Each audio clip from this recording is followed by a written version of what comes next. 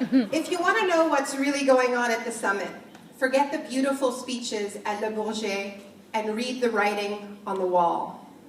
Right now, there's a piece of graffiti along the Seine that says "L'état d'urgence pour faire oublier l'état d'urgence."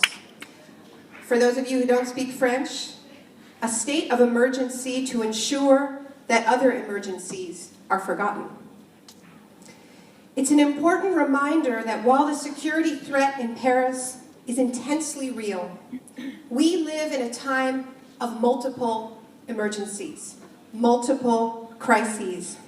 They overlap, they intersect. Yes, the climate crisis, but also the crisis of inequality, the crisis of injustice, of racial injustice, of gender injustice, the crises of homelessness and landlessness, and these crises fuel one another, and some of them are more visible than others.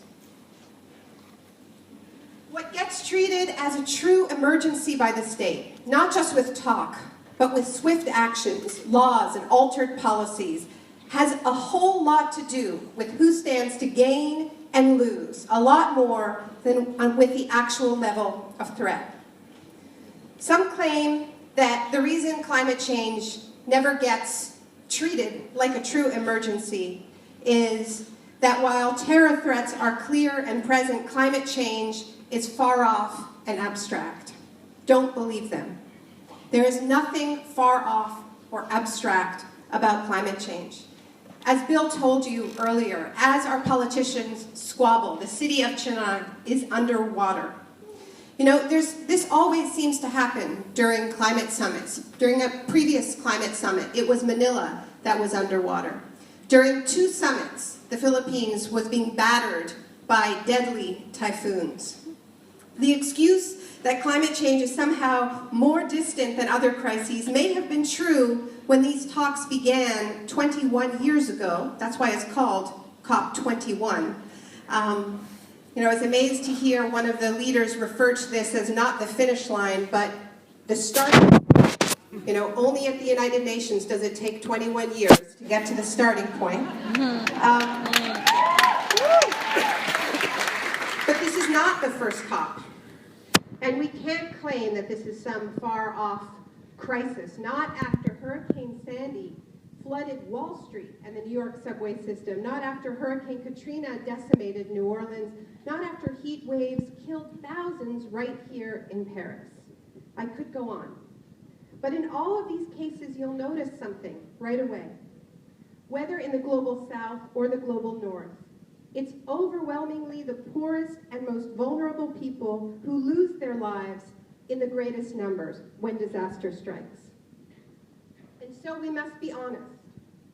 When our leaders fail to treat climate change as a true emergency, as a real and present danger, the same as terror attacks or financial crises, they are saying that those lives somehow don't matter. And just as a new generation of civil rights activists is occupying the streets and their schools under the banner that Black Lives Matter, so must we assert the same sacred principle here in Paris during the climate talks. There is something else, too, that informs this double standard for crisis. It's not just about who is hurt most, who is most at risk. It's also about who stands to benefit most if we act, if we take this seriously. When our governments declare a financial crisis or a security crisis, it always seems to shake loose trillions of dollars and euros of public money, and that money always seems to go to those who already have the most, whether the banks or the weapons companies. But climate change is a little bit different, not that they aren't trying to feed off the climate crisis, but meaningful action in the face of climate change, the kind of action that really will lower our emissions in line with what scientists are telling us we must do. That kind of action doesn't actually help the rich. In fact, if we take climate change seriously, those policies will cost trillions of dollars for fossil fuel companies. We know that fossil fuel companies have 5 times more carbon in their proven reserves than is compatible with that 2-degree temperature target that they're fighting about over at Le Bourget. So it means that they don't earn that money. And it also means something else, which is that they have to be taxed at much higher levels than they're being taxed right now to pay for our transition off of fossil fuels. And as you heard from Bill, we now know that Exxon, and I think we're going to be finding the same thing from so many other oil companies, about so many other oil companies, that they knew that this crisis was happening in the 1970s. Their own research was telling them, and yet they publicly spread information that led to climate inaction. And so of course we need their money. So this transition requires real investments in services like public transit, energy-efficient housing, and those services have to be affordable to everybody, which means that these policies are going to benefit all of us, but they're going to benefit the poor most of all. So I'm not saying that climate action only benefits the poor. We all benefit if we live in a safe world, but these kinds of policies require a redistribution of wealth.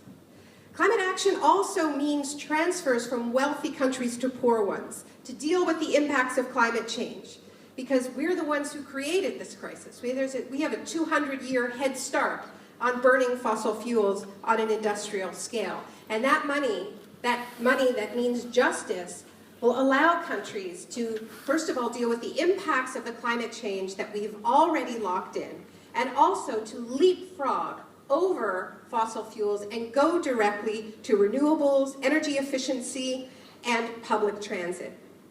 Now, the unwillingness of the governments of the rich world to share wealth and technology in our highly unequal world is precisely why it is so hard to see real progress come out of Le Bourget. It's exactly what they're fighting over. They call it climate financing.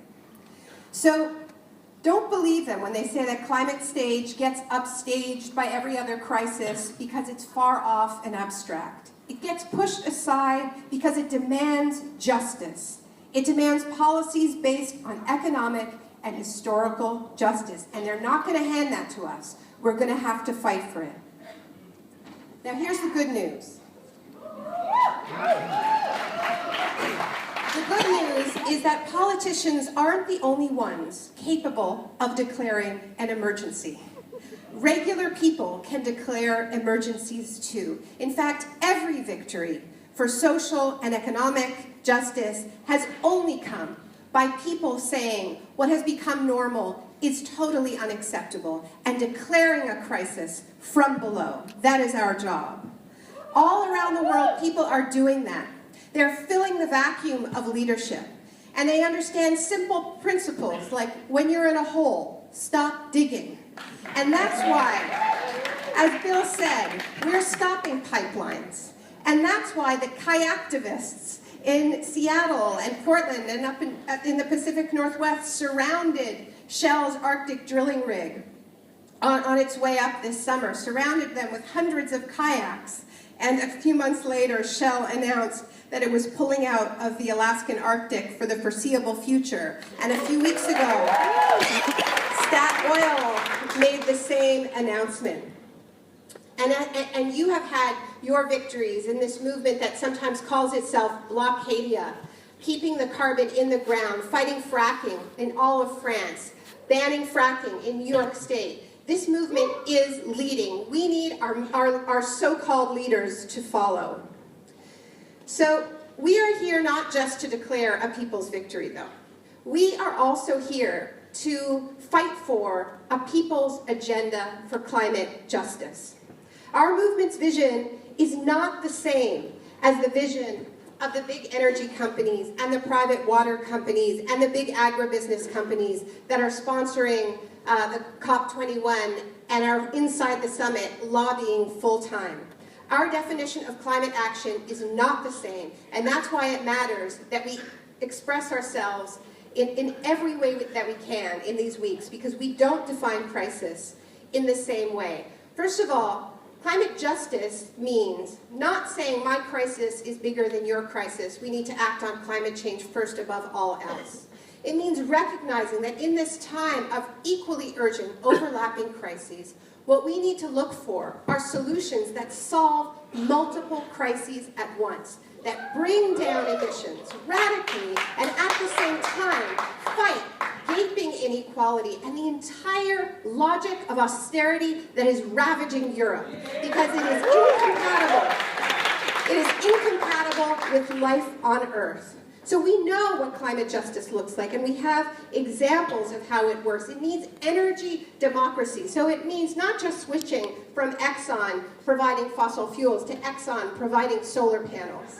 It means getting Exxon's money to pay for community-controlled energy democracy, renewable energy at the local level. And more than that, it means that the communities that got the worst deal in our current extractive economy, indigenous communities, communities of color with the refineries in their backyards and the mines in their backyards and the cancer and the asthma that goes along with it, are first in line to own and control their renewable energy projects. Now, we have Anand and Shiva here, so you don't need me to tell you that climate justice doesn't mean GMO seeds and the solutions being peddled in Le Bourget. It means, as Vandana says, soil, not oil, and agroecological farming. And we also know that we've been fed lies about having to choose between jobs and climate. Climate jobs in renewable energy, energy efficiency, and transit create 6 to 8 times more jobs than fossil fuel jobs, than investments in oil and gas. But the other thing is that if we want those jobs to be good jobs, unionized jobs that pay a living wage, we have to fight for it. You know, in California, 4,000 of the 10,000 people fighting fires are prison inmates. Prison inmates that are saving the state of California $1 billion. That's what a climate job is under the logic of austerity. If we want something different, we have to fight for it. There's a group in the United States called Movement Generation. And they have this great slogan, which is that transition is inevitable, justice is not. Justice is what we have to fight for. The other thing we need to do is we need to redefine what a green job is. It's not just putting up solar panels and wind turbines. We already have a low-carbon economy. It's the people caring for young and old people. It's the caring economy. It's healthcare. It's education. It's the arts. It's all of these parts of our cultures that are systematically underfunded in the logic of austerity. We can grow that, and we must.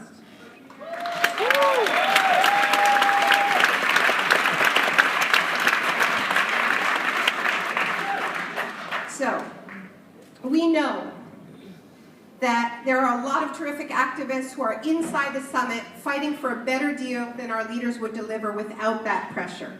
But we also know that even the best deal on offer is not going to be enough to keep us safe.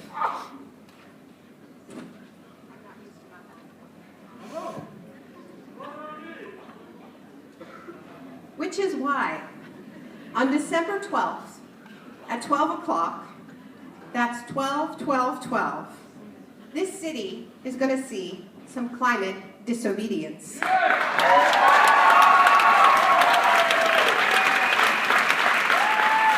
can take it out in handcuffs, you'll know why. The details are to be announced. Stay tuned and stay downtown.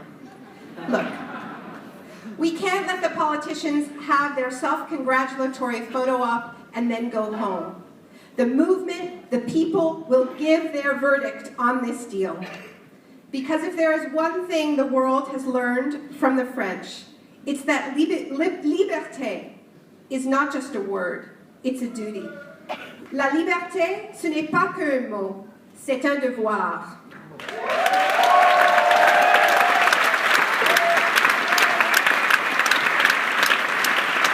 And now, I get to introduce one of the most disobedient women on this planet, Patti Smith.